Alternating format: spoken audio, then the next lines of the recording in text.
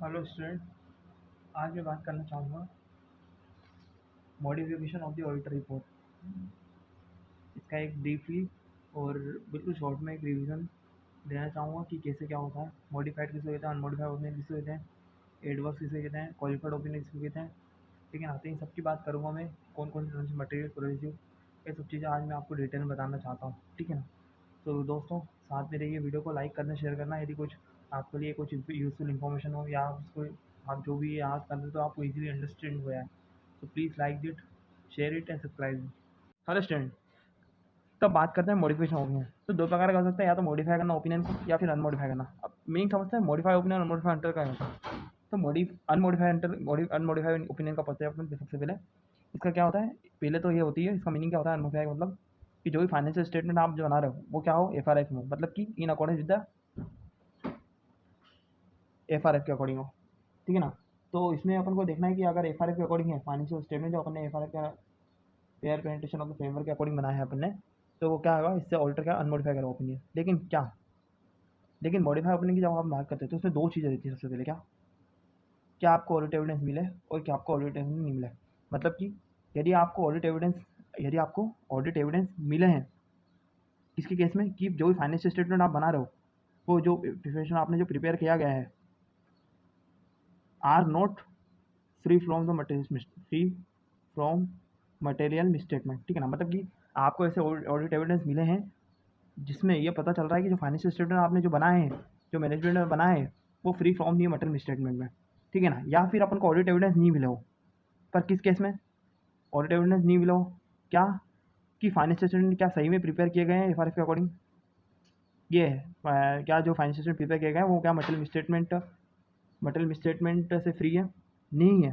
मतलब audit evidence नहीं मिल रहा है क्या कि ये फाइनेंशियल स्टेटमेंट ट्रू है, फेयर व्यू दे रहे हैं उस फाइनेंशियल स्टेटमेंट का, उस स्टेट ऑफ अफेयर्स का। ठीक है ना।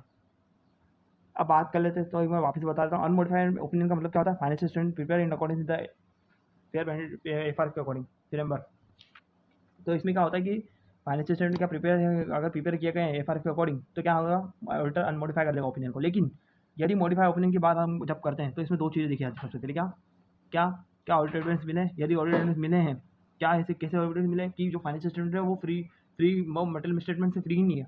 मतलब कि उसमें मटेरियल मिसस्टेटमेंट है, ऐसे मिसस्टेटमेंट है, चाहे वो इंडिविजुअली हो या फिर एग्रीगेटली हो, ये दोनों चीज़ हो सकती है, जो यूज़र के इकोनॉमिक डिसीजंस को इन्फ्लुएंस कर रहे हो। ठीक है ना।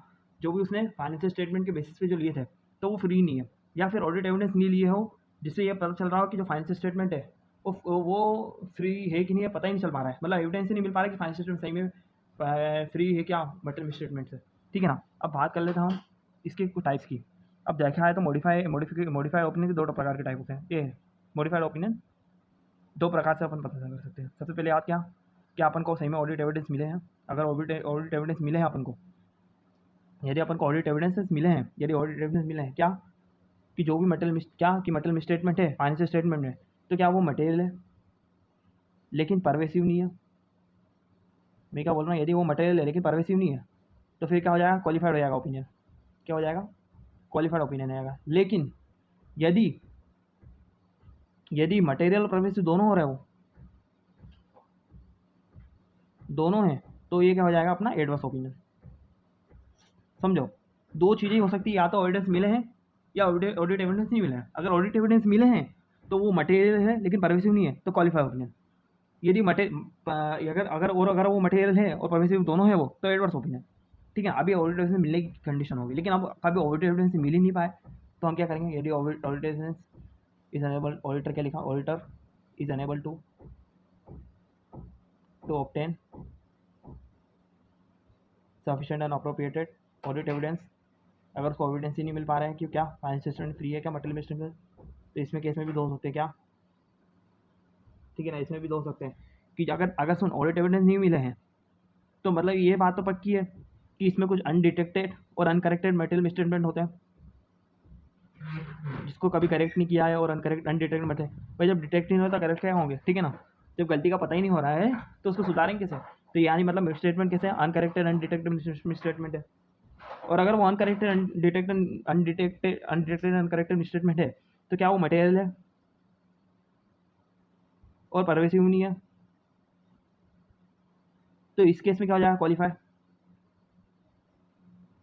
और यदि वो undetected and uncorrected material misstatement, यदि मटेरियल भी है और परवेसिव भी है, देन इसको क्या कर देंगे अपन, इसका क्या हो जाएगा अपना डिस्क्लेमर ऑफ द ओपिनियन आएगा, ठीक है ना। तो मैं देखो सबसे पहले बताता हूँ क्या होता है मॉडिफिकेशन ओपिनियन पढ़ रहे हैं अपन, auditor report chapter number 11 C inter second group में अपन ऑडिट सब्जेक्ट है उसके अंदर अपन क्या ऑडिटर रिपोर्ट में अपन मॉडिफिकेशन ओपिनियन पढ़ रहे हैं। दो चीज़ हो सकती है, या तो ओपिनियन मॉडिफाई ओपिनियन हो सकता है अनमॉडिफाई ओपिनियन। अब अनमॉडिफाई ओपिनियन है तो क्या फाइनेंस अनमॉडिफाई ओपिनियन का मतलब क्या फाइनेंशियल स्टेटमेंट प्रिपेयर है एफआरएफ के अकॉर्डिंग, ठीक है ना। लेकिन यदि मान ले अगर मान लो आप लोग कि यदि मॉडिफाई ओपिनियन है तो उसका मतलब क्या होता है कि आपको ऑडिट एविडेंस मिले हैं या नहीं मिले हैं। मॉडिफाई में दो चीज़ हो सकती है कि आपको ऑडिट एविडेंस मिले हैं या नहीं मिले।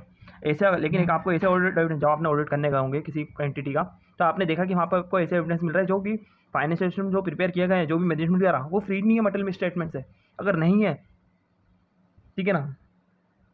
और उसके बाद देखा जाए तो और दूसरी बात यदि अपन को ऑडिट एविडेंस ही नहीं मिल रहा है क्या कि जो फाइनेंशियल स्टेटमेंट है क्या वो ट्रू एंड फेयर भी दे रहा है, ठीक है ना, नहीं दे रहा है, तो जैसे ये दोनों कंडीशन हो सकती है। अब इसके टाइप के वन पढ़े, टाइप के बारे में पढ़ना पड़ा क्या होता है कि यदि जो फाइनेंशियल स्टेटमेंट ऑडिट एविडेंस अपन को जो मिले हैं फाइन, ठीक है ना, कि फाइनेंशियल स्टेटमेंट फ्री नहीं है तो उसमें क्या जो भी मटेरियल मिसस्टेटमेंट क्या वो मटेरियल है, अगर मिसस्टेटमेंट मटेरियल है, ठीक है ना, लेकिन परवेसिव नहीं है तो अपन ने क्वालिफाइड ओपिनियन करा।